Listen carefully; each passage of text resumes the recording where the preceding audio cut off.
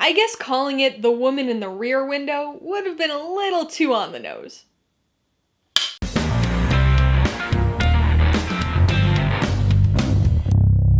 Hey everybody, welcome to Mainly Movies. Today I'm going to be talking about Netflix's 2021 psychological thriller, The Woman in the Window, which will be released on May 14th. A big thank you to Netflix for providing me with an early screener of this movie to review. If you're new here, please consider subscribing for a variety of movie-related content like reviews, rank lists, and trailer reactions. All of my reviews include a breakdown of the pros and cons, my rating, and some tailored film recommendations, so be sure to watch through to the end of this video for all that extra content. The Woman in the Window stars Amy Adams, Gary Oldman, and Wyatt Russell, and was directed by Wright. Based on A.J. Finn's 2018 novel of the same name, it tells the story of the agoraphobic Anna, played by Amy Adams, who witnesses a mysterious crime while spying on her neighbors. We've finally hit the point this year where we're starting to see some of those delayed 2020 movies actually getting released. Most of those were due to theater shutdowns last year, but The Woman in the Window has a longer history of delays. This was actually supposed to come out back in 2019, but got pushed to May of 2020 in order to allow for some reshoots, which generally isn't the best sign. Despite that, I've been looking forward to this one, and it was even in my most anticipated movies of 2020 list. Of course, just like dozens and dozens of other releases last year, it got pushed again, and has finally made its way to us a year later via Netflix. I'm somebody who really likes psychological thrillers and mystery films, and I gotta say, The Woman in the Window has a really good premise. It sets up the mystery nicely, it provides some obvious conflicts and obstacles that need to be overcome, and then just goes on autopilot. It's one of those movies that's fine. It's not bad, it's decent and competently made, but it manages to feel worse than it actually is. And I think a big part of that has to do with the underwhelming nature of the story. You hear it a lot in reviews, that a movie or premise had potential. And sometimes I think that can be viewed as just a nice way of saying that the movie wasn't good, but I think that idea of potential really applies here with this one. Like I said before, the premise was really good. I mean, it certainly wasn't breaking any new ground, and definitely drew a ton of inspiration from classic thrillers of the 40s and 50s, but it had all the right pieces at the start. It just bizarrely put those pieces together in the most generic way. Things that could have and should have been used to help this film distinguish itself, like the whole agoraphobia element, barely get incorporated into the plot, which leaves you looking at this weird series of missed opportunities. As I said before, this movie is very clearly inspired by classic thriller films. The most obvious connection that I'm sure everybody will make is to Hitchcock's Rear Window. The setup and elements of the plot are very similar, but this takes on slightly more psychological components too, which are a bit reminiscent of The Lady Vanishes, another Hitchcock film. Even beyond the story inspiration, this film really plays up its connection to classic mystery thrillers by having the main character actually watch some of these movies, including some thematically relevant scenes from Laura and Dark Passage. While these connections are kind of fun to spot as a movie lover, I do think they hurt the film more than they help it, in two ways. First, by making us specifically think about these classic films, it mentally sets us up to compare this one to those films, which just isn't a favorable comparison. This one has some good stuff, and is particularly Hitchcockian at points with its story, but I found that it was lacking in the most important Hitchcockian element: suspense. And that leads me to the second way the classic film connections hinder this movie.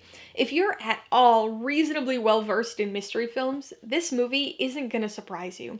I'd say there are three big components to the mystery here. Three big reveals. And I correctly predicted two of those three reveals in the first 5 or 10 minutes. And I'm not saying that as if it was some sort of feat that I accomplished. I just think it's that easy to see where this movie's gonna go, which is kind of a shame. In spite of some predictability with its plot, I did appreciate how disorienting this movie was. That's probably not something that's frequently viewed as a pro in a movie, but I do think it was intentional and well done here. Because even though you might successfully predict what's gonna happen, this movie does do a pretty good job of trying to throw you off. There are plenty of red herrings and potential suspects and leads to get you thinking along other lines. And then there's this inherent unreliability built into the story due to the characters involved. So you never quite know if what you're hearing about, or even what you're seeing, is actually happening. Is it real? Is it a lie? Do the characters think it's real? Unfortunately, in spite of its premise and some decent psychological elements, this movie is underwhelmingly average. Again, that doesn't mean it's bad. It just doesn't feel like it achieved what it could have, given all the pieces it had to work with. There's surprisingly little suspense for a mystery thriller, and I found it to be a somewhat inconsistent film. The pacing was frequently off, and the tone swung dangerously close to melodrama at times, though it did have some decent cinematography and some uniquely stylish moments to help counterbalance it all. Not to mention the star feline, Punch. Alright, let's talk about the pros and cons. The biggest pro has got to be the mystery premise. It's somewhat derivative, or perhaps emulative if you want to be a little nicer, but even though it's not a wildly unique story, this setup provided some potential for this film to distinguish itself from those it was emulating. The agoraphobia was an interesting element to pull into this type of story, and the disorienting style and unreliability of the characters also added some extra layers of potential. On the con side, the biggest issue was the underwhelming execution of the story. This is one of those movies where it just doesn't live up to its potential.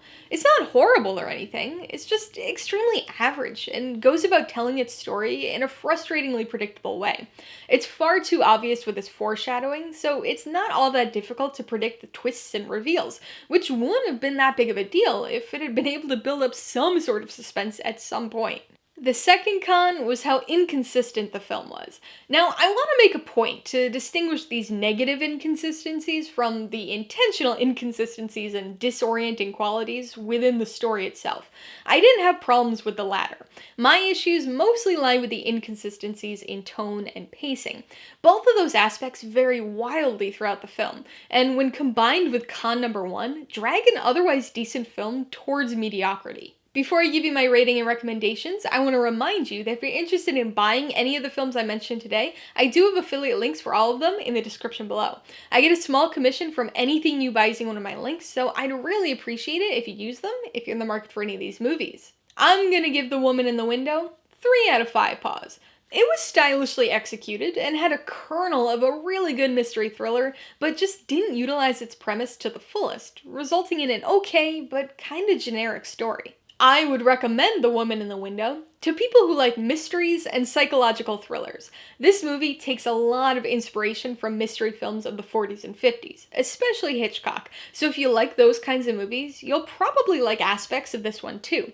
Just know that if you've seen lots of mystery thrillers, you're probably going to end up working out most of this mystery before it's actually revealed. If you liked The Woman in the Window, I would definitely recommend Rear Window. It's a movie that clearly served as inspiration for this one, in terms of the premise at least.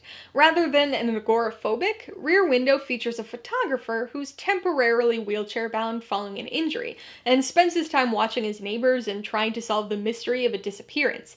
If you want another slightly more modernized take on that type of story, you should check out Disturbia.